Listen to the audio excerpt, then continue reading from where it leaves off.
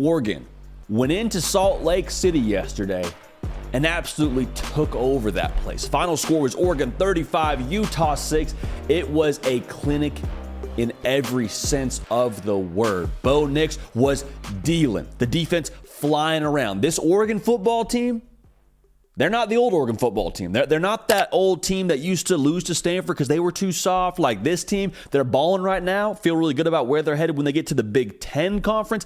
Got a lot of thoughts on this game specifically. Before we get there, though, Oregon Duck fans, had a lot of y'all join the party recently and be subscribed to the channel. If you have not yet, now's the time. You got a lot on the plate here for this Oregon team. You got a lot ahead of this team. Got a lot to play for. We're going to talk about it. We're going to predict it. Going to give you analysis. I think Bo Nix is going to be right there in that Heisman conversation when it comes time for that. Make sure you subscribe here because we're going to talk a lot about it. Also, best way to stay with what we got going on here on this show, outside of subscribing, is following me on the social platforms. Twitter, Instagram, at JD Pakel. A great way for us to interact. Again, great way for you to know what's going on right here on the Hard Count on the On3 YouTube channel. This game to me felt a whole lot like the did you forget who we were kind of game. Kind of like you don't know who we are? Well, allow us to remind you. You don't lose at home? Okay, that's fine. Well, we actually don't lose up front. Well, we're actually running the ball better than anybody else in the country right now. Our quarterback, to quote Dan Lanning, special team, special quarterback. And that was what Bo Nix was yesterday. It was a clinic. Absolute clinic. Felt like a t-shirt and juice box kind of special because that's what you were handing out after the clinic, after this game to Utah. It felt so casual too, is the thing. And I don't mean that in a disrespectful way. I mean more so in a way to compliment Oregon. Because Bo Nix, I remember watching this yesterday when, the first drive of the game and, typically you see quarterbacks kind of look a little bit, not jittery, but like they're ready to roll. Hey, they got the eye of the tiger. They're about to, like a horse waiting to get out the gate. And Oregon took a delay of game to start this one. And Bo Nix is almost smirking.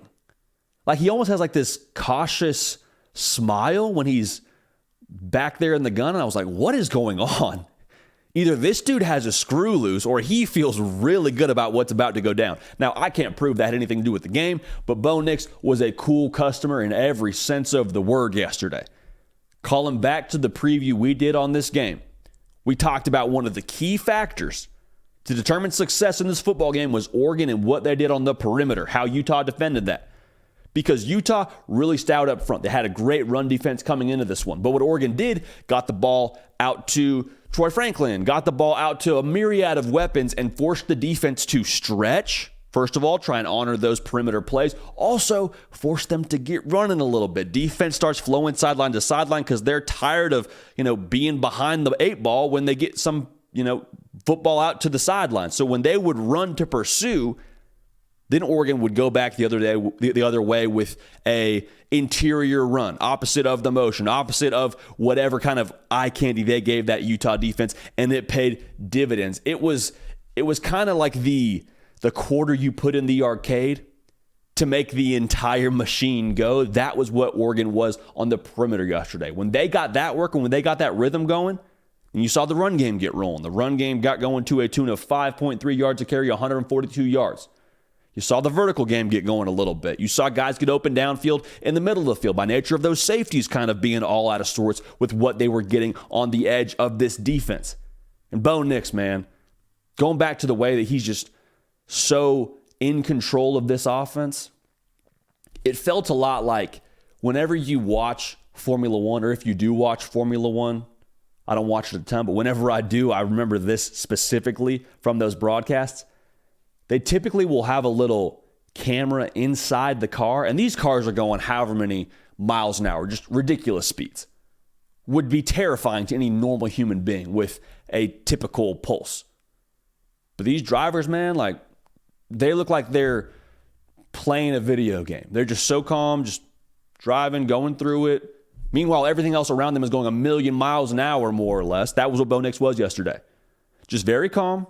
Everything's going crazy around him. They're orchestrating this offense at a breakneck pace. You're in a wild environment in Salt Lake City, a place that Utah does not lose, and he's just put the ball out here. Okay, well, I'll run the ball here. Okay, we'll get right into this play as we're going no huddle. All right, cool. Down the middle of the field here. Like, so much control. 24 for 31, 248 yards, 2 touchdowns.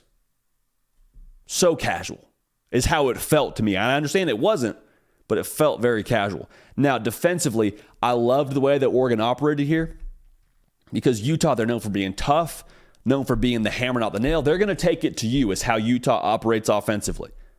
And Oregon said, okay, we'll see that, and we're actually going to flip that whole perspective on its head. We're actually going to dictate terms to you. We trust our guys on the back end. We like our matchups versus your guys. We're coming after you up front. And it wasn't a thing where they got home every single time. I mean, they had 6 tackles for a loss, but it felt like to me watching that one, they made Bryson Barnes pretty uncomfortable a fair amount of the time. Led to less than 100 yards rushing, less than 3 yards per carry, and multiple turnovers from Bryson Barnes. Like, that was the thing. Like, we're going to wreak havoc on your quarterback. If he beats us, hat tip, we'll see you when we see you. But we're not going down without swinging our sword a little bit here for the Oregon defense. And I love that approach. Sometimes you get into these raucous atmospheres or you play against really good opponents and you find teams playing a little bit passive. That wasn't Oregon. That's not who they are as a football team. That wasn't who they were yesterday defensively. They stuck to their guns and made it happen. And I loved that from this football. I loved that approach from them. They're not scared of anybody, is Oregon. It's them versus whoever else. And I say whoever else in the sense of it's a faceless opponent. They don't care if it's Utah. They don't care if it's the New England Patriots with Tom Brady running the show back in the day. They're going to be who they are. They're going to be aggressive, and that was the way they got down yesterday. Now, the most impressive thing, arguably, outside of the actual gameplay itself, was the way that Oregon just continues to keep churning along. Like, I was fully expecting at some point in time for this Duck football team to see like a fuel level low alert kind of game for them.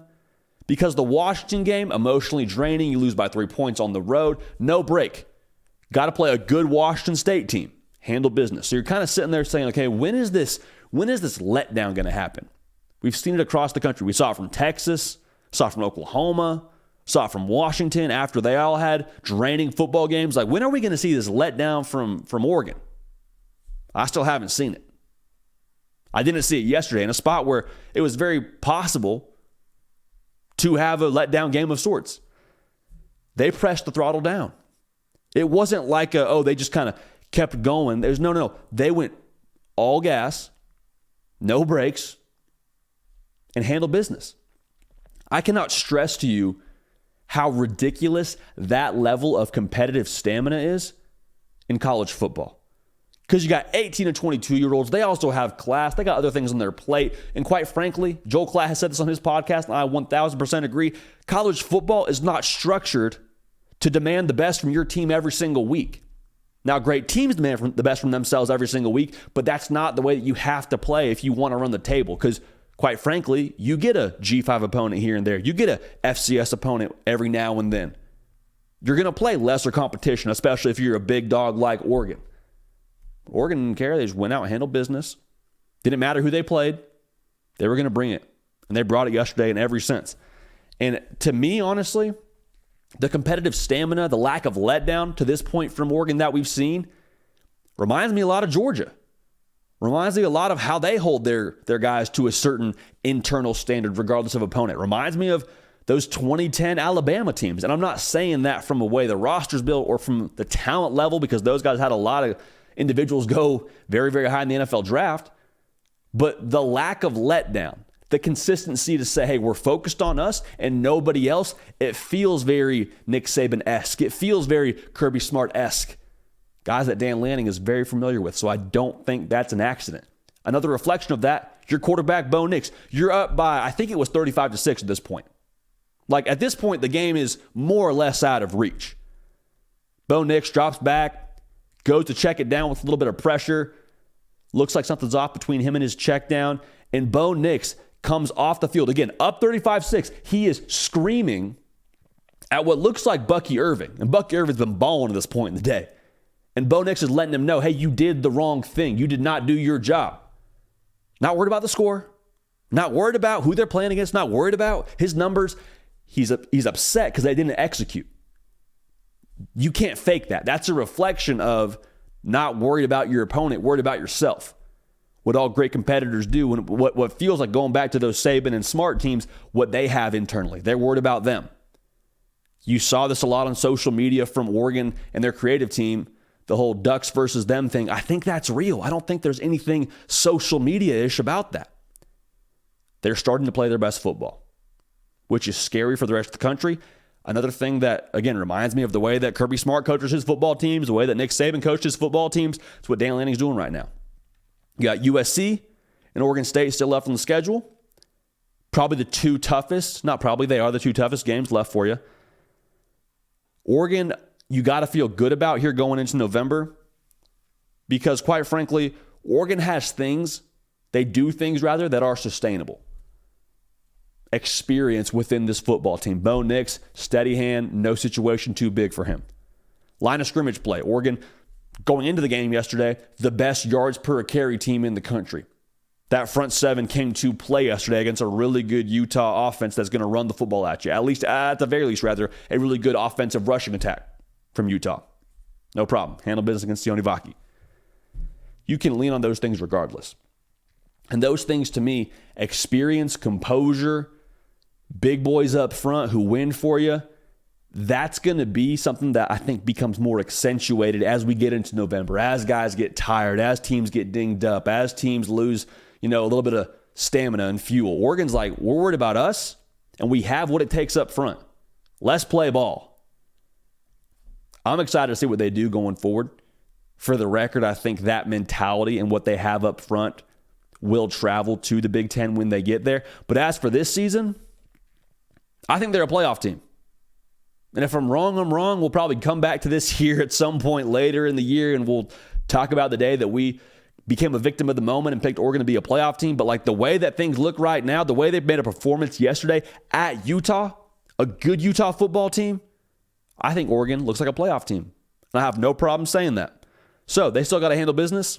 They still have a gauntlet in front of them. But clearing that hurdle yesterday has to, at the very least, be more proof of concept for them internally.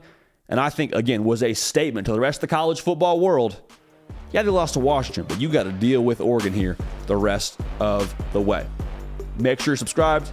Follow me on Twitter and on Instagram at JD Piquel. Hey, we love y'all. We appreciate y'all. We're going to keep this party rolling.